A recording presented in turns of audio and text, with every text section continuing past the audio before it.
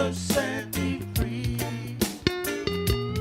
and I know He can set you free. Jesus God, super erythrocyte, super plasma healing erythrocyte. Jesus God, super erythrocyte, super plasma healing erythrocyte. Oh, Jesus set me free, and I know He can set you free. Oh, Jesus set me free, and I know He can set you free. Jesus God, super erythrocyte, super plasma healing erythrocyte. Jesus God, super erythrocyte, super plasma healing erythrocyte. Oh, Jesus set me free, and I know He can set you free. Oh, Jesus set me free, and I know He can set you free. Jesus God, super erythrocyte, super plasma healing erythrocyte. Jesus God, super erythrocyte, super plasma healing erythrocyte. Oh, Jesus set me free, and I know He can set you free. Oh, Jesus set me free, and I know He can set you free. Thanks for welcoming us again to your living room. We will finish this series today. I read quickly from 2 Kings chapter 6 verse 8. Then the king of Syria warred against Israel and took counsel with his servants, saying, in such and such a place shall be my camp. And the man of God sent unto the king of Israel, saying, beware that thou pass not such a place, for thither the Syrians are come down. Last week I was talking about how God saved me from being electrocuted. I have not checked the statistics to see how many people are electrocuted every year in the world, but you know that there are many. I remembered one time there was a plane crash in Hong Kong. Many years ago, it was a plane crash, and I think it was only 2 people that died. And so people were in the news, people were emphasizing that it was not too, they were emphasizing the number of people that died. 2 people. Only 2 people died. And the senior pastor of the church that I was attending at the time said one thing. He said, only 2 people. But if one of them is from your family, it will not be only 2 people. It will be, to you, it will be very serious. It will not just be few. That one is huge to you. The enemy is always looking for how to destroy people. In 2 Kings chapter 6 verse 8, we see another type of salvation.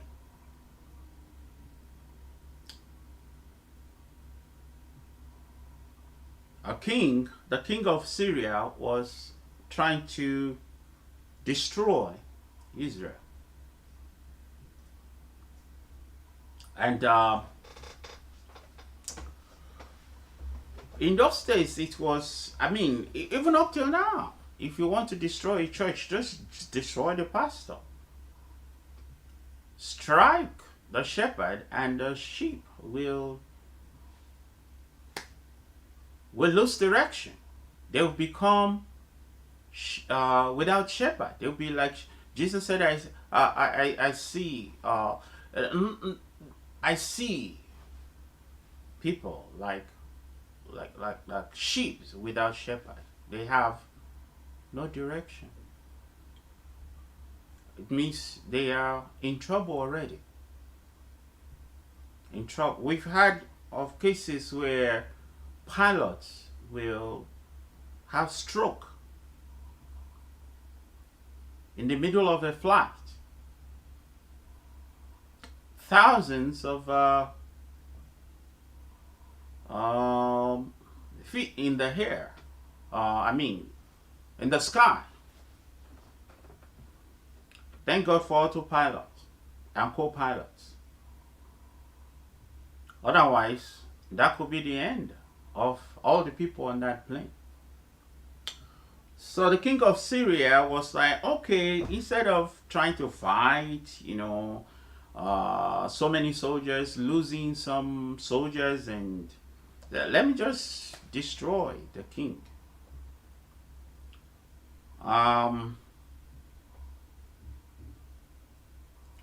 remembered another testimony. I told you that this series, I'll share testimonies, my personal testimonies, because I believe that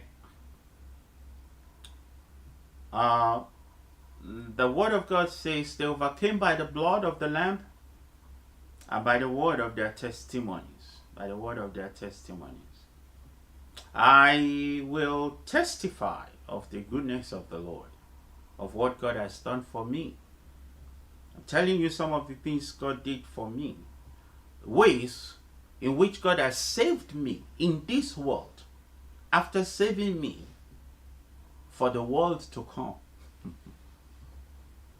So, because some people, I remembered a particular individual came to church, received a miracle, fantastic miracle, and stopped coming to church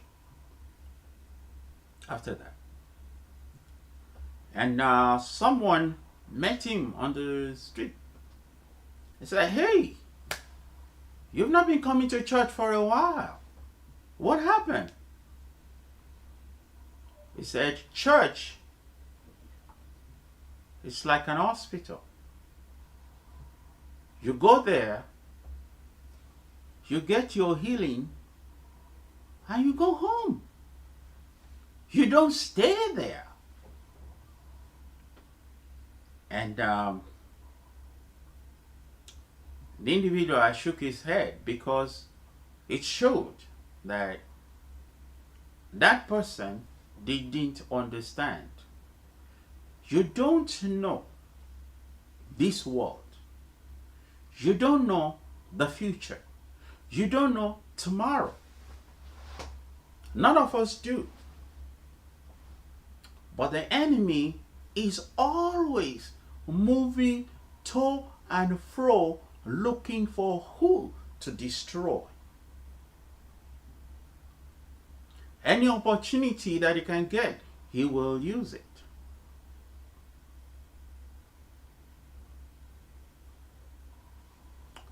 So I was sleeping in my dorm, in my undergraduate studies, my first university. One night when I had a dream. And in that dream, God revealed to me that I need to separate myself for prayers for 1 week. And by that time, I'd come to realize that when God tells you to do something, it's for a reason. So I didn't question the dream. I knew around at that time that there was a place where Christians go to separate themselves to the Lord, not too far from my school. I've never been there. I don't know how to get there, but I trusted the Lord. I knew the name of the place. That's all I knew. So I got on the train. You know, students, you don't have too much money, so train is cheaper. So I got on the train. When it arrived at that town, I got off the train. So I began to ask people, I'm going to this mountain, Prayer Mountain. I know it's somewhere in this town. I don't know exactly where. As the first person, like, I don't know either, you know. So after asking a few people, somebody said, hey, I know the pastor that is in charge of that mountain. Maybe if you go to his house, you can ask one of his disciples to take you to the mountain. They said, cool. So I took a taxi, went to the pastor's house. He said, hey, well, what can we do for you? I said, I'm going to the mountain. Spirit of God has told me to go there to spend some time with God.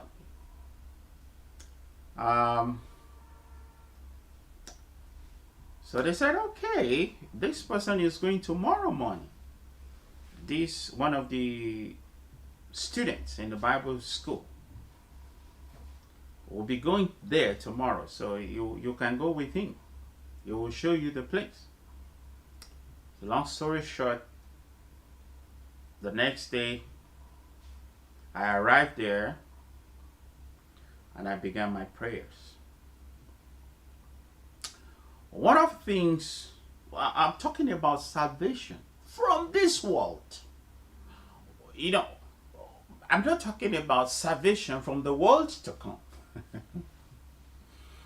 Right now, I'm just focusing on salvation while you are still in this world, being saved from the wiles of the enemy, from the plans of the enemy, from sudden destruction, from noisome pestilence, from the arrow that flies by day,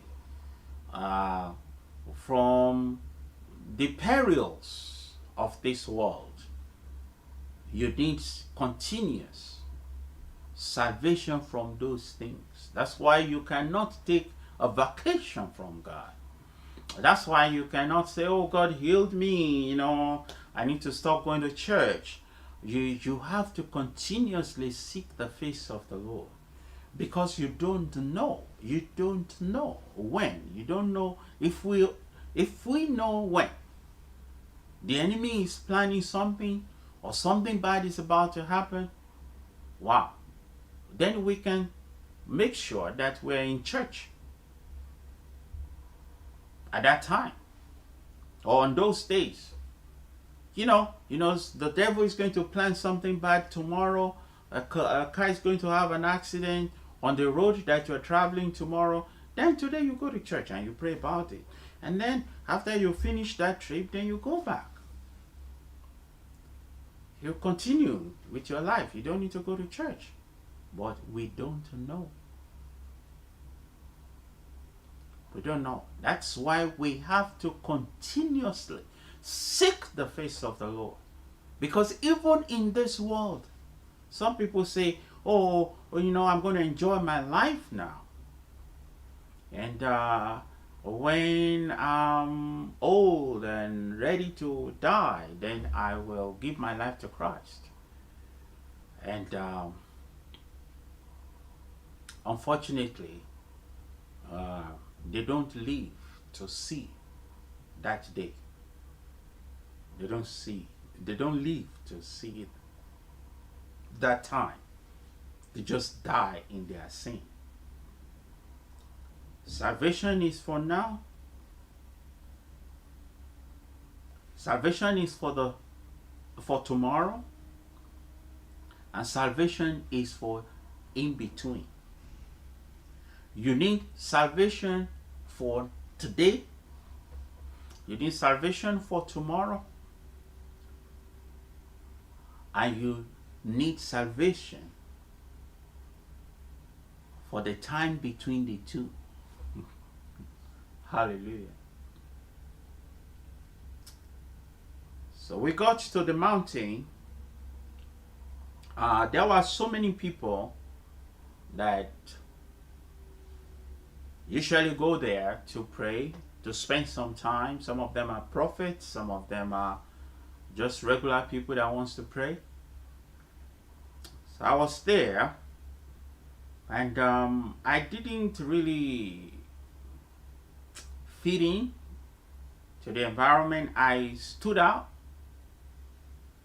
because this is a university student, young teenager. Many teenagers don't seek God like that. They don't seek God to that point, to that extent. Some do, but they're very few. So I was there, and they were looking at me like, what are you doing here? So I told them, the Spirit of God said I need to come here and spend 1 week. And so I'll be here fasting and praying for 1 week. I said, one of them was like, so you'll be breaking every day, like at 6 p.m. you'll eat your food and then you'll fast again the next night. I said, no, I'm going to try to fast the entire time. No water, no drink for those 7 days. And they look at me like, really? So they started telling me stories of people who died fasting because they fasted wrongly, that fasting can be very dangerous, that that maybe I should reconsider it, and so I said, I told them, I fasted for 3 days before, without food and water, nothing, and I survived it. So I said, I will try 3 days. If after 3 days I cannot continue, then I will listen to them and I will continue. But by the grace of God, I finished my 7 days. That's another story. But one of the things that happened when I was there, the first thing was, there was a prophet. He just came there. He doesn't know me from anywhere, to pray. And he said, wow, you are fortunate that you came here to pray. And it revealed what the enemy had planned to do with my life within very short period from that time, like 1 or 2 weeks. Another prophet came and said, it's either of two things. The enemy wanted to kill you, or make you crazy. He said it's either of the two. That if he is not able to kill you within the next few weeks, he wants you to become a crazy person. Just walking the street, nothing, without clothes. Say, thank God you came here to come and pray. So the Spirit of God told me to come here and pray, and spend some time with God. So that's why I came here. I know it must be for a reason. I don't know what the reason is, but he used those people to tell me what the plan of the enemy was. So I prayed, fasted for 7 days. One day I will talk about the experience. If you've never done it before, if you've never fasted and prayed for 7 days without food and water, you need to listen to the experience that I had. Um, I will tell you someday when the Spirit of God allows me to talk about that. Now, one of the things that happened from day 4 was when I opened my mouth to allow to allow the oxygen to come in. It filled my stomach like food. It was like I just had a meal. And by the 5th day, when I pour water on my body, it's like I just had a feast. It's like I just ate a lot of food. Well, so 7 days later, I finished successfully, by the grace of God. I was on my way back to my school. Went to the train station, same train station where I dropped when I first came. This is a testimony about salvation in this world. In this world, you need it. Some people are dead today because they didn't get that salvation that is available for the. There is evil day for everyone. That evil day kills some people.